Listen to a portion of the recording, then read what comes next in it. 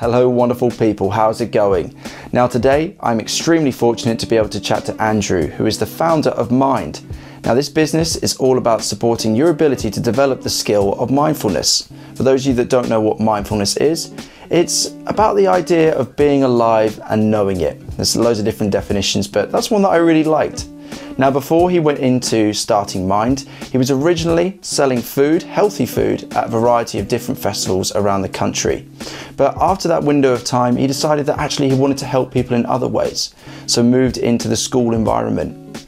Now when he was at school, he developed this passion and this love for launching initiatives that focused around mindfulness. And it was through this passion that he decided that he wanted to take that to the wider community. So Mind is all about providing a mobile space for people to actually practice the skill of mindfulness in short sessions. So whether it's at a workplace, whether it's at school, or whether it's an event. Now considering the amazing work that he's doing here, it really did feel right to bring him in to have a conversation, just to hear a little bit more about what he's doing and just his general ethos and a few other things. So without further ado, my name is Will Brocklebank and this is an In Conversation Serotonin session.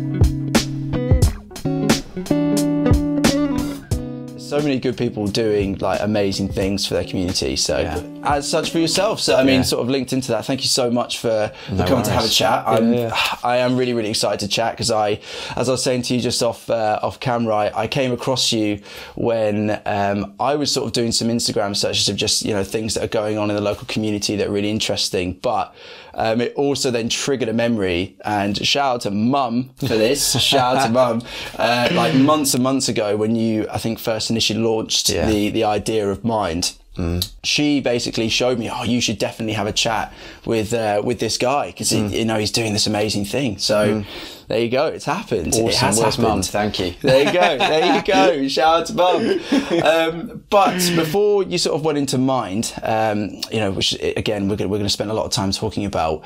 When you first came out of university, you initially went into a focus around sort of catering, but specifically for going to music festivals, and it was healthy food, I believe. So was that based on what you were doing at university, or was that something that maybe you just always had that sort of passion for?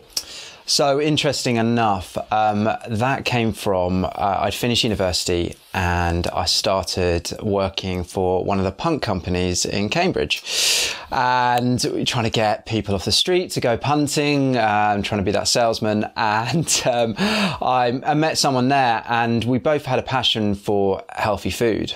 And funny enough, at university, on my last year at uni, I did geography and we got to go on a field trip to New York, as you do. And came across basically these salad bars, which were like kind of Subway for salads, you know, but you know, now they're pretty big. They've got Chopped, they've got Tossed, these other companies now in, you know, in London, across the UK, which are big. But at the time, I didn't know that, and I thought that'd be awesome. Bring that over here. We give a healthy option, and you know, we'll see how it goes. So I put the conversation to this friend I met, and he basically he got through to the last interview for it. I think it was Deutsche Bank, like sort of big bank company. Oh, okay.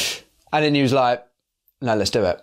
So he sacked off the interview, and we went for it. And so that was it. And that was back in 2008, with the business starting in 2009.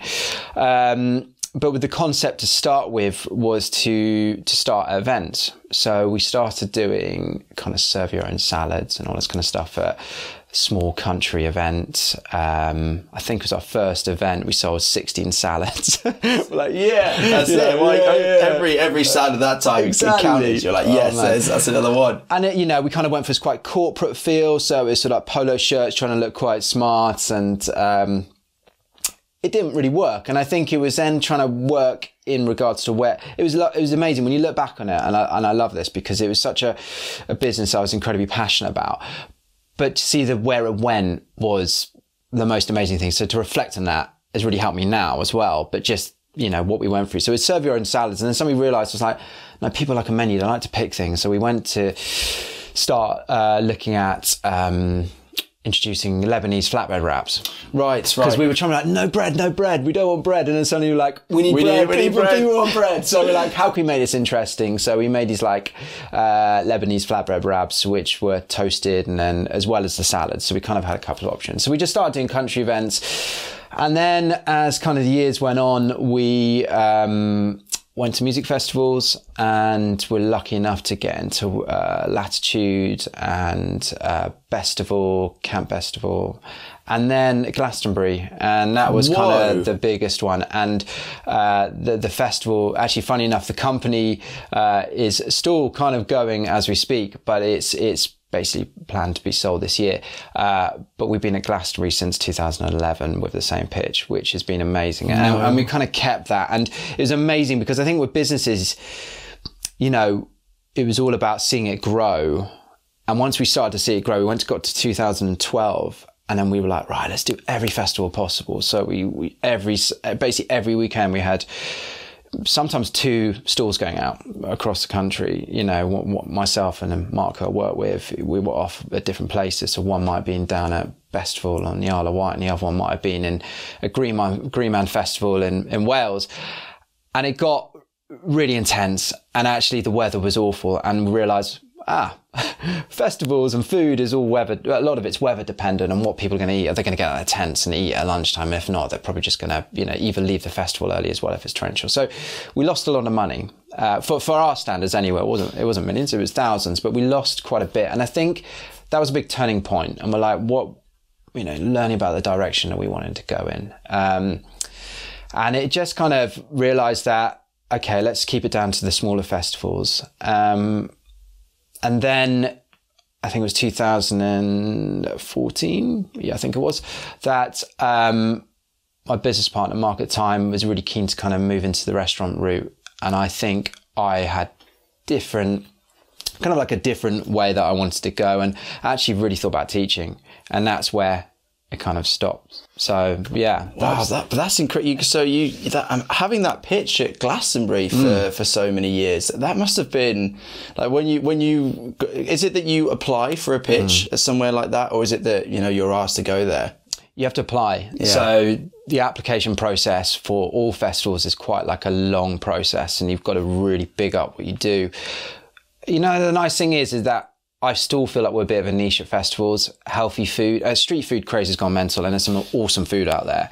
But to find like generally sort of healthy food, which you know you kind of class yourself at, is still quite hard, and it definitely was back then. So for us, it was hard to get into, but maybe we had a bit on our side because we were that sort of niche. You had the leverage in comparison to where maybe the route of other companies were going. Yeah, exactly. I mean, still such an amazing experience, I imagine. And it's great that you were able to do that with somebody else as well. I think there's real power in partnership in some experiences like that. But I also really commend the fact that, you know, you had this opportunity to set up and go through maybe the restaurant route, but actually you wanted to look at other ways within which to support people and sort of give back to other people. So as you said, you moved into a school environment, which again, you know, resonates massively with me because I'm still in and amongst it. Yeah. But when you moved into school, you know, what made you feel that was the place for you to help others in comparison to, you know, maybe other possible options you may have made? I think it was a sort of interesting time. And I'd always had teaching in the back of my mind. And I'd spoken to people who are teachers, and you know, some of the ones who are incredibly passionate about it and what you get out of it. And there is a huge amount you get out of it, especially teaching kids and, you know, seeing them learn and all that sort of things. And I felt like that was the right route to go.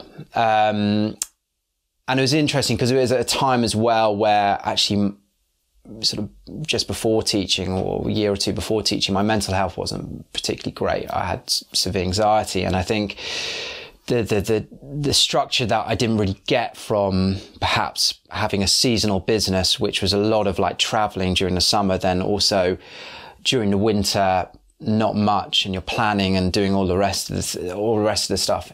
It kind of I felt like I needed structure. I needed a salary that made sense, and then I could grow throughout, you know, seeing where it could go. So I thought it was the right route. And, you know, I then applied for a job which happened to be my old school as well. I went to as a boy, so I kind of got a bit of a foot in the door with that. And I started off as a sports coach at the school and went from there. Yeah. Wow. I mean, that's always nice that, and maybe a good sign as well, that when you've reached out to an old school and say, hey, look, this is the route I'm trying to go in, that they're able to provide an opportunity. Because you said, again, just off camera, you were saying that originally you were going to go in to be focused around DT, wasn't it? But you ended, no, sorry, that was it. It was the other way around. Yeah, so that was it. You wanted to go into PE teaching, but you went down sort of the DT route. Yeah. How did you feel about that? I think at the time, it sort of all made sense because I needed a job. And the thing was with teaching, I think it was also at a stage, and definitely still is at a stage, where teaching is a popular profession. And to get jobs in other places. And also it made sense because it was near to home and where I was living. And, you know, they offered me the job and they're like, you know, there's nothing really except for a DT role has come up. You know, do you want to take it? And I did DT at school and enjoyed making things and stuff. And also has a broader scope now. So there's so many interesting avenues you can go down. And I thought this could be really exciting. So, you know, I said yes to it. I mean, originally it was like, I think it's kind of a bit of a long-winded way around, but it was going to the school, teaching assistant, being a sports coach and then a teaching assistant, and then moved on to, doing an IPGCE, which allowed me to be a PE teacher, qualified PE teacher. Sorry, that was in PE, so to be a PE teacher.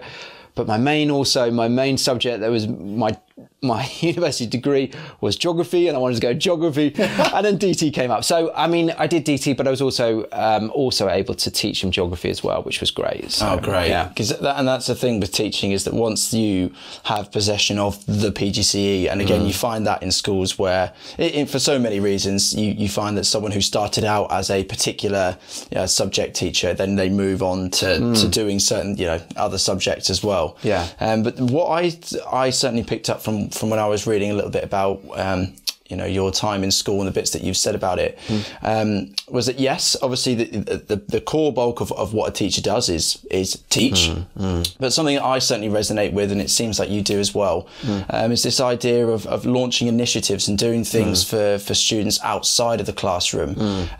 So I was just curious, what sort of things did you lead within the school, maybe outside of the classroom, that you personally felt really proud of?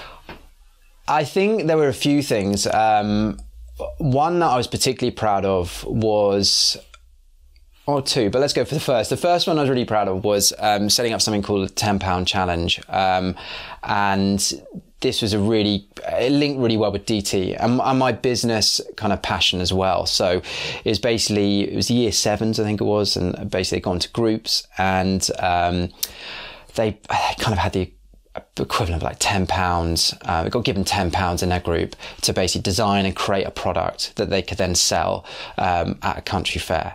Now, what I want him to learn about that was, about sort of pricing and learning about sales, learning about all these amazing sides of like kind of being your own little entrepreneur. So I think that was a kind of a big reason why I set it up. And it was great. I did it for, I think it was 2 or 3 years, and we did it in the summer term, and they had about 5-6 weeks to create and build this product they may have done. So some of them did quite a lot of upcycling stuff, which was really clever. And they came up with some incredible initiatives, and then took it to a country show and then tried to sell it to the public. And it was awesome. Yeah, I loved that. I love that a lot. And again, it also links back to your own connection to business and actually the benefits of learning those skills.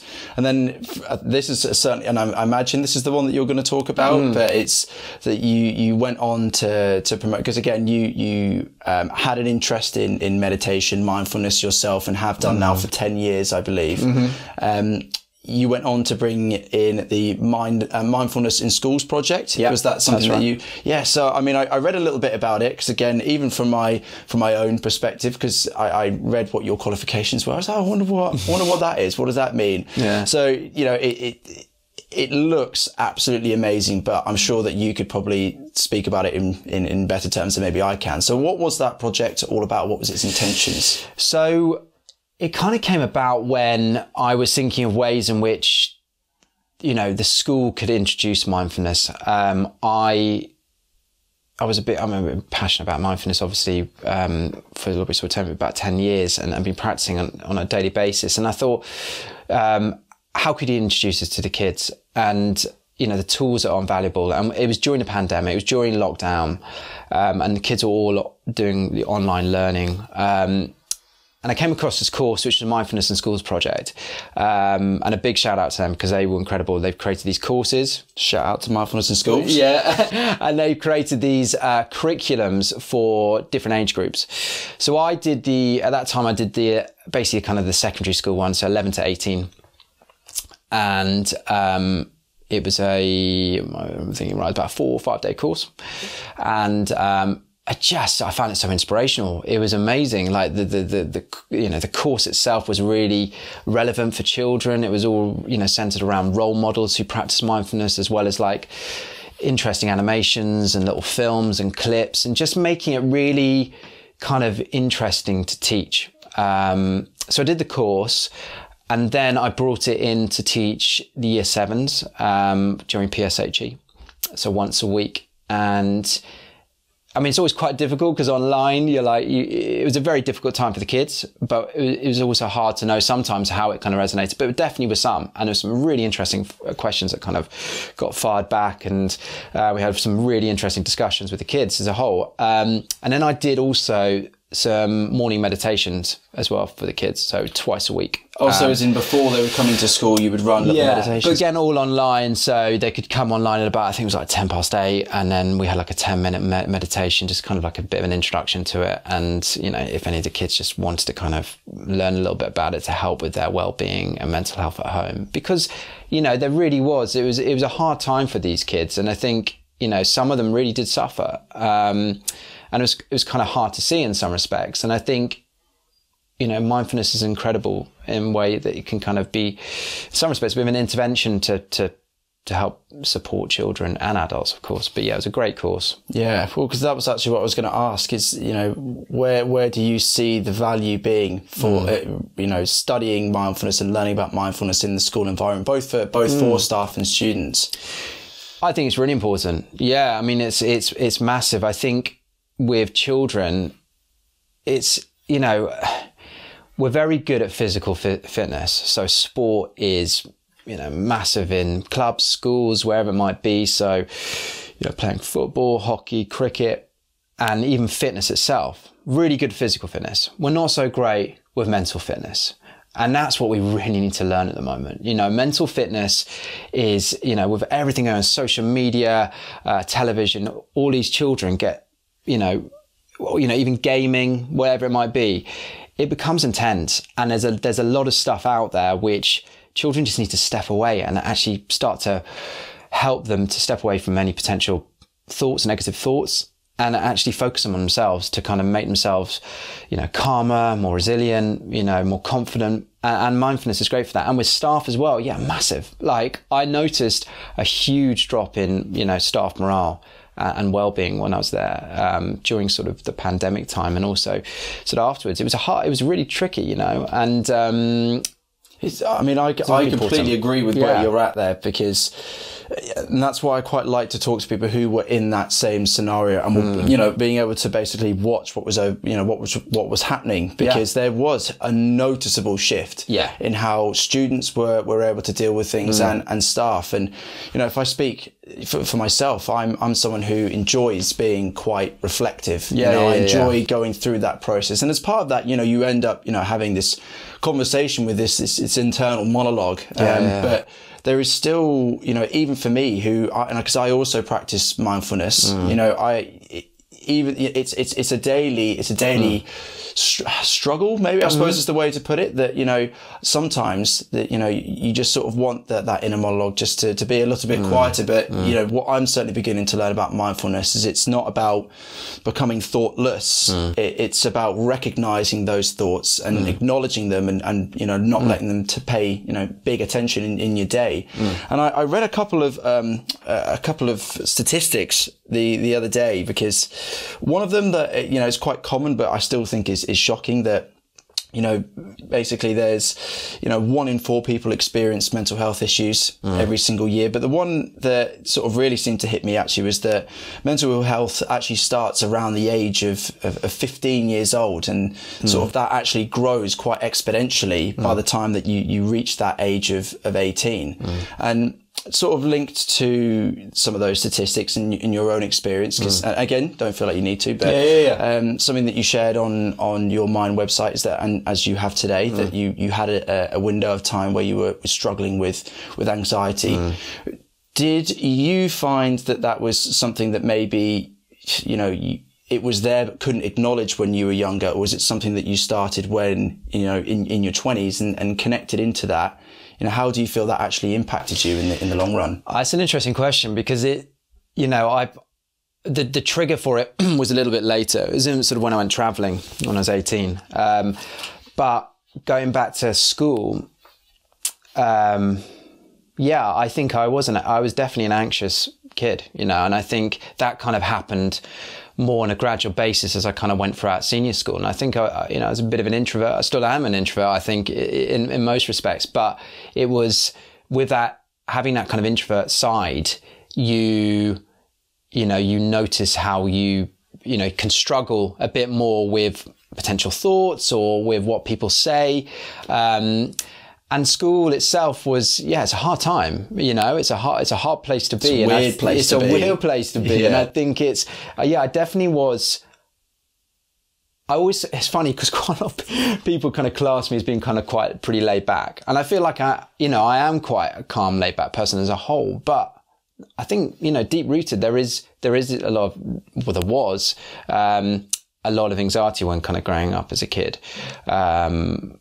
Especially in sort of larger groups, I found very easy talking to 1, 2, 3 people. But when you're sort of surrounded by a lot of others, and that became like a big thing, especially in groups at school, I definitely noticed my anxiety levels rise during that time. But it wasn't until I went traveling that it really triggered a big problem. Did you travel individually? Did you travel with a mate, or? So I travelled with a couple of friends, and we did, you know, I actually went to teach out in Kenya for 4 months, which was awesome, incredible experience. Like that was, amazing. Up there. Up there, top. And then went to Australia and New Zealand, did the kind of backpacking route and did that sort of side of things. And it kind of happened when I was in Australia, and I just kind of felt it kind of get worse, and then I started getting panic attacks while I was out there, and it was awful, generally shocking, because, you know, you're at the other side of the world, you don't know what's going on, you know, your mind becomes,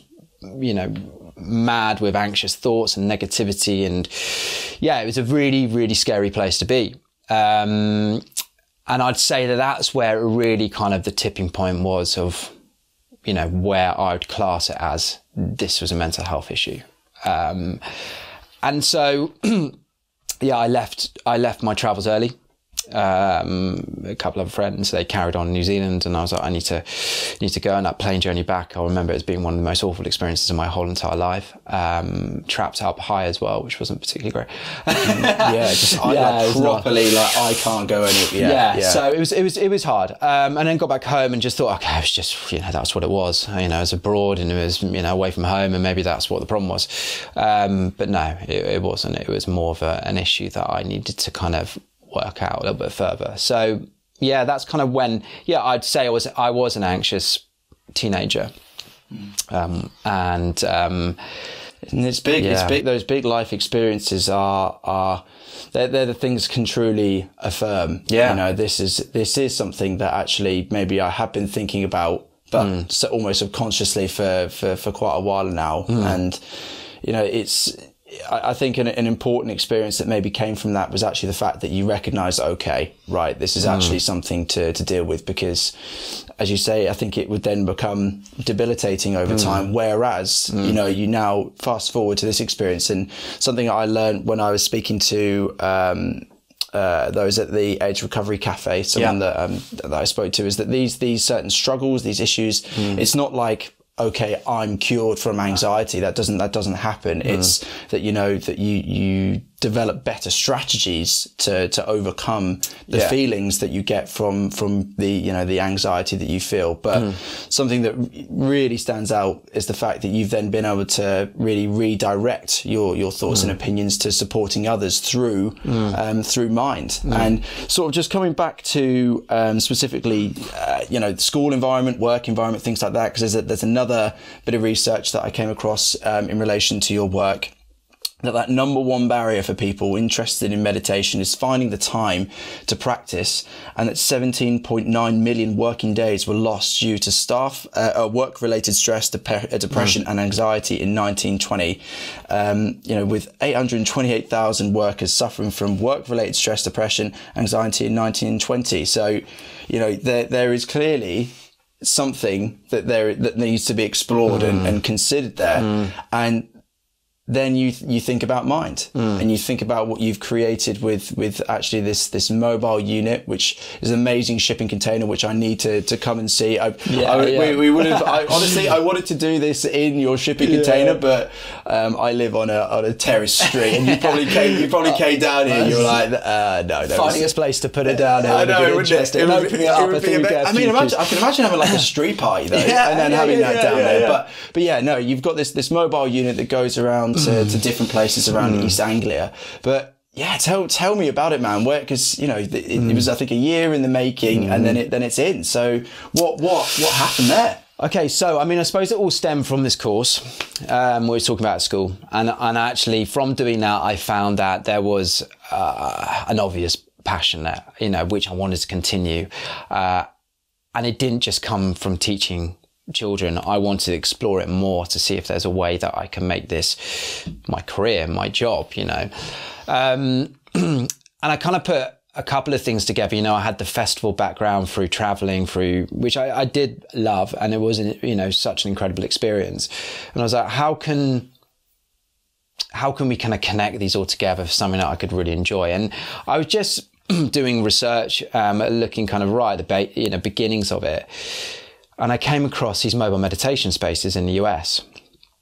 And, you know, I was intrigued. I was like, wow, this is incredible. Someone converted an American school bus out in LA and was like going to like Silicon Valley, you know, going to Facebook, Google, you know, and doing these sessions in this space. There was one who was another coach, which is you know, converted coach, which is based in New York. And they somehow go around the streets in New York, parking up, and people come in from big businesses out of their office and get 10 minutes of meditation. And then there's a couple of others I saw as well. One up in Canada, which was an Airstream conversion. You know, I was like, there's something happening here. And they're not just doing it as a sort of hobby. On a whim. Yeah. You know, this is a business, and some of them look incredible. And, you know, you look at where they've been and who's interested in it. And it was workplaces, it was schools, it was communities, it was events. There was lots going on. I was like, right, this is it. I've got to look into this more in depth. And how can I bring that to the UK? So lots of planning research. And unfortunately, like, you can obviously do it at school bus conversions and lots of things over here. But I think at the beginning, I was like, I need to probably convert like a van or something. What about like a Luton van? I was like, who the hell wants to get in a Luton van to do meditation? As well, wouldn't it? Like, really come into my van. Come into the back of it. This would be strange. I was saying that there's some companies that do some incredible conversions. And I would be surprised if someone could do something with it. I can imagine. Yeah, and that was probably the hardest part of the business, you know, planning, was getting the right space. And, you know, after time and doing some, you know, research, I was like, oh, I love this like kind of shipping container concept, which is massive. You know, you look at Box Park in London, there's Cargo in Bristol, you know, cool Because my sister's spent 7 years living in Bristol. Oh yeah, and as soon as I saw your conversion, I was like, he's got that right, because in Bristol, with the ones that I was going into, they look so good. It's funny actually, because the colour scheme and a lot of it came from those container concepts. Well, it was looking at. How can you make it inviting? How does it have like a sort of studio look, but a bit of a shop look to it as well? And kind of bringing it all together of what people are already doing for restaurants and, studios with shipping containers and making it mobile. So luckily this is incredibly fortunate, I came across a company who do lightweight shipping container conversions. And I don't know if I can do a shout out to them, but they're called Box, and they're based near Colchester. Shout out to you. Yeah, that's great work. Yeah. It looks great. It's amazing. And the concept really being that they do a lot of catering conversions. So pizza companies that, go around these containers, or, street food. It's their main thing. And I put the concept to Box, and I said, look, this is what I'm after. It's different. I know you guys don't usually do this. And they're like, right, we're in, let's do this. We can create something pretty interesting here. And also the great thing was that you didn't have to do all the fitting out of catering tables and pizza ovens and stuff. It literally is a space. So yeah, that's where I got to. And, that was back in sort of the end of 2020. Yeah, I think that's about right. So the business itself has been, from the beginnings, the actual research part started back in September 2020. That was right at the beginnings of it. And then officially the container itself, I collected back in October 2021. So it's been a very long process to get to where I want to. But also, I don't think that's a bad thing. It's been a great thing, because I've learned a huge amount on what I wanted and been able to take time to do it. And also, I was still working as a teacher while I was doing planning, out of school hours for this business to potentially succeed. So yeah. And that's the thing. Sometimes you have this sensation I need this to happen right now, but actually being able to have something that has caused you to put the brakes on and go, right, let's really consider every possible eventuality, every structural sort of consideration with this. It probably has strengthened it in the long run. And the space looks absolutely amazing. Looks super, super cozy, and looks like it can be, obviously it's there for mindfulness practice, but I also saw that it can be like a rented space that you can go in there and listen to some music and have some read and things like that. But specifically in relation to your mindfulness sessions, what would someone expect to see from one of those sessions? So interesting you say, because I wanted to make sure that mindfulness, or the mindfulness sessions at Mind were short. And I think that's where I started to create a habit from it, from practicing mindfulness. It came from short practice. So 10, 15 minutes was kind of, my original concept, because the idea is that I want people to start to create a habit of practicing mindfulness. And to do hour-long sessions, they're great, don't get me wrong, but to actually feasibly fit that into your busy day is going to be really hard. So really the idea is that it's a half an hour drop-in session. So if I'm looking at workplaces, for example, it's for half an hour where you come in, sort of 5-minute introduction, giving a theme. So I sort of have a theme for each session. So it might be just to do with the introduction of mindfulness, but also to do with compassion, non-judgmental, non-judgmentality. That's what. Use the word. I know what you're going. And compassion, gratitude, all these other words. And we have a theme centered around it. And then basically moving into a 10-minute practice. So we could be looking at a breathing practice, which is obviously focusing on the breath in your stomach, or perhaps a little body scan practice. Also things like and that's the thing about mindfulness, it's obviously being present. So it can be around about the sights and sounds around you as well. And also an anchoring point being the feet on your floor. So kind of it's a 10-minute session, which is really sort of centered around perhaps one or two things, which, goes with the theme as well, which is set out. And then at the end, it gives people 15 minutes to have any questions or an inquiry part of the session. But that's non-compulsory. So you could be in and out of the space within 15 minutes. Yeah. And that's really it, because I think people have busy lives. And if this is happening over someone's coffee break or over someone's lunch break, you know, you have an hour long, 15-minute mindfulness session, have some good food, and you're back in, and you feel like you've resetted your mind for the afternoon, perhaps. So that was kind of, yeah, that's really the intention behind it. Well, I completely resonate with that, because, you know, I fill in quite a lot of my day.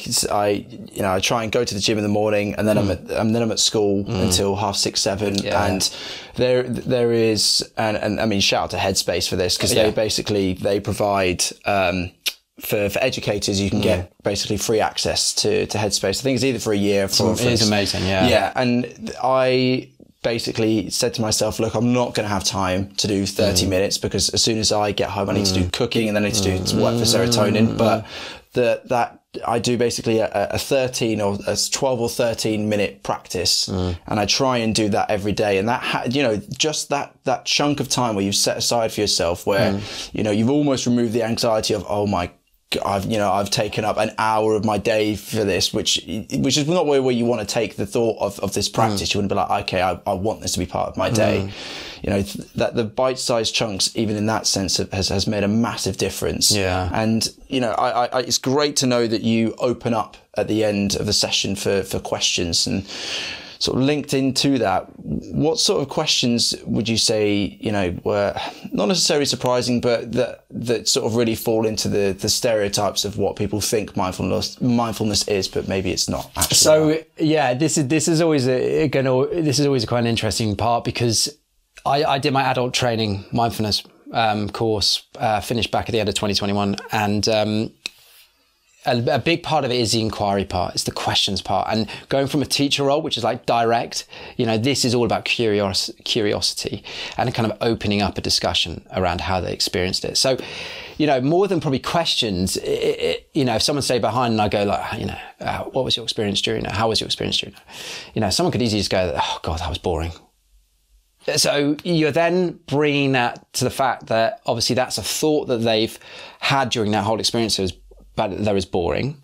And that's absolutely fine. That's what your mind does. It brings up these thoughts. But what you do then is in trying to kind of bring it back down to, how did that make you feel? I was bored, but I was also irritable as well, and my body, I could feel my shoulders feeling quite tense. I mean, this is just a scenario, for example. Yeah. My shoulders were quite tense, and it's amazing. And then you sort of bring it out being, that's amazing how the body and mind can be kind of connected. And it's all more to do with curiosity. Now that person may go away and go, well, I got nothing from that. What's going on? But that's what it is. It's opening up. There's no right or wrong about a mindfulness session. Your mind wanders, and you can't control your thoughts. And it's important that you just notice your thoughts to then bring it back down to your anchor point, being your breath or your feet on the floor.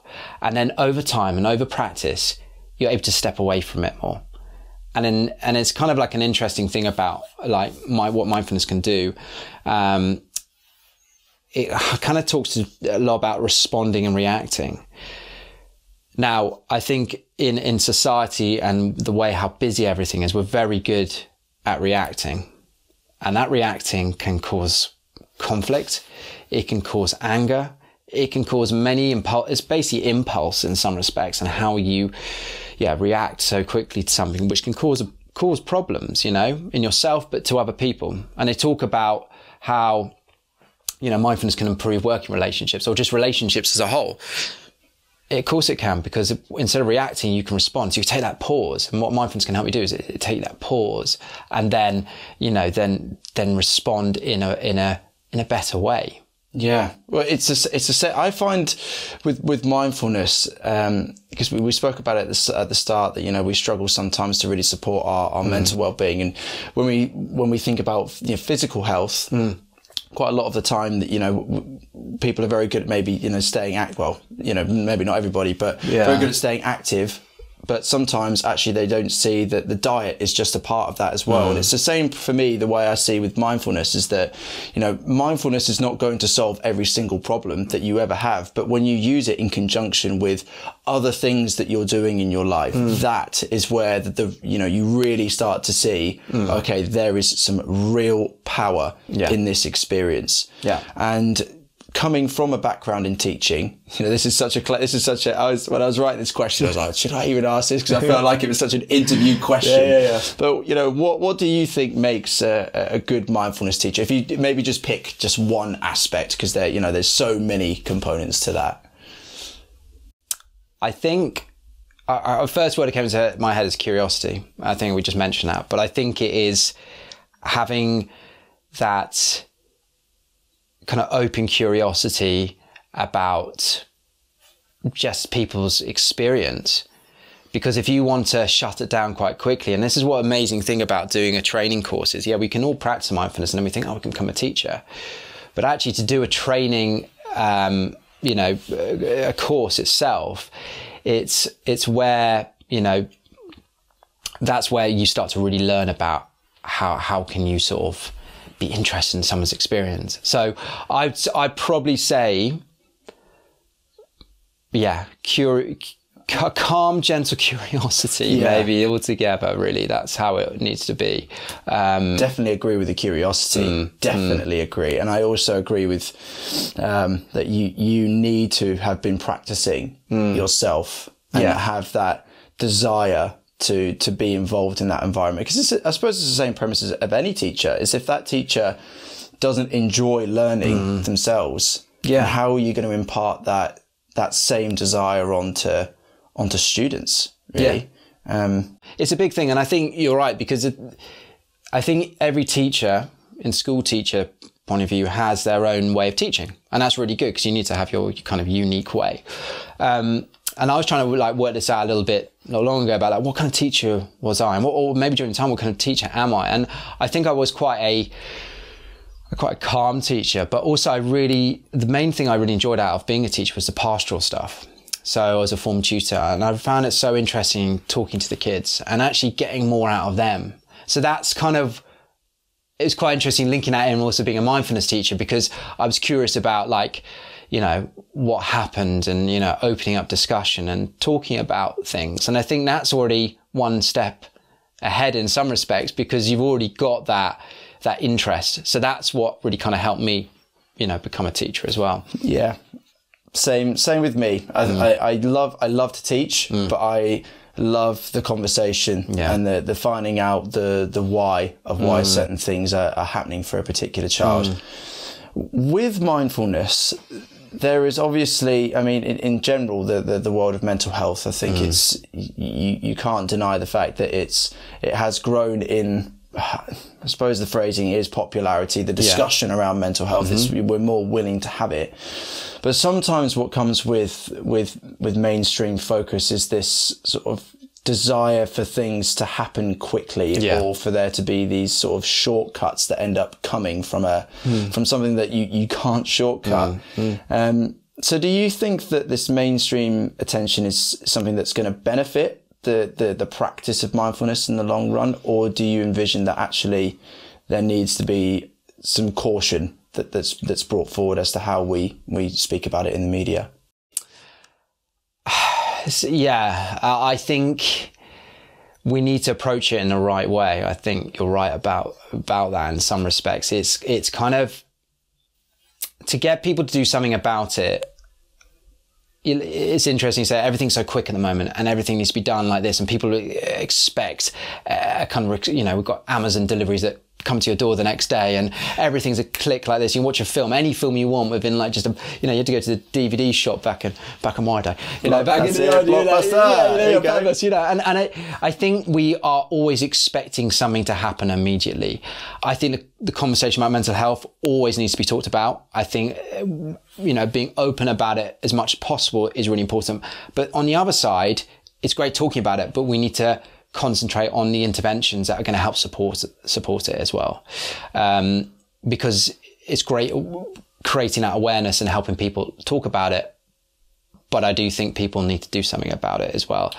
But also with that, and getting people to, let's say, practice mindfulness as a potential intervention, you know, it's hard to kind of persuade people to do it, because it's not for everyone. It isn't for everyone. And I know that.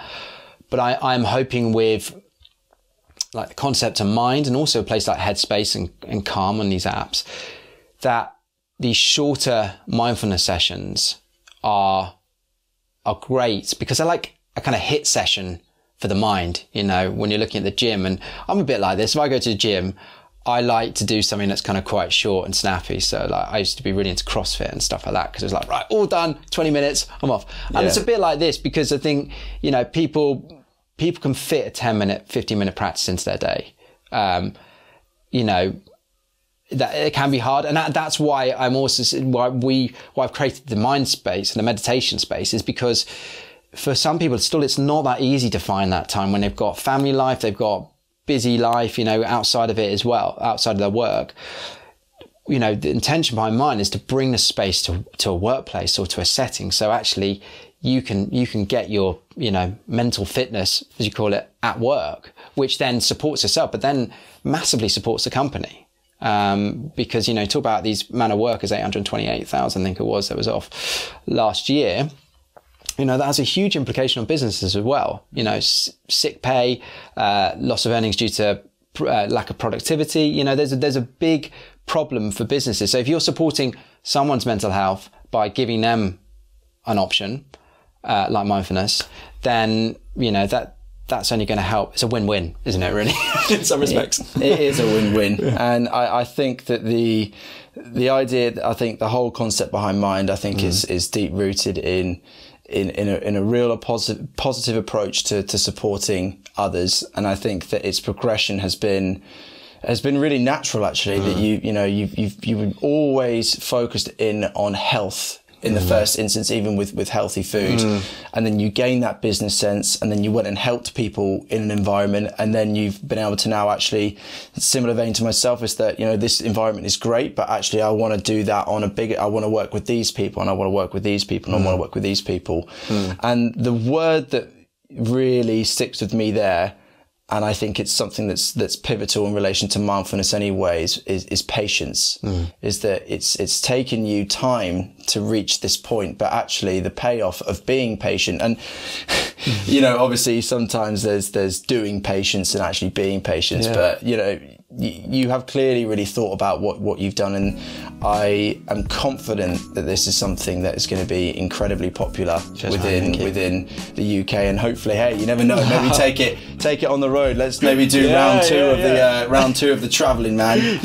Bring that positive mindset around. But Andrew, thank you so much for chatting to me today, and I wish you the best of luck. And if you want to see any more from what's going on in Mind, you have an Instagram channel, you have a website, and I think you have a Facebook, you have a LinkedIn, all sorts. So we will specifically link the Instagram page in a little classic little graphic underneath. And if you would like to see any more conversations like this, then follow us on our Instagram page at Serotonin_sessions, and also watch out for some of our free Football for Wellbeing sessions and some of our other YouTube content. But for now, thank you so much, Andrew, for joining me. No worries. Cheers, Will. And see you later on. Thank you.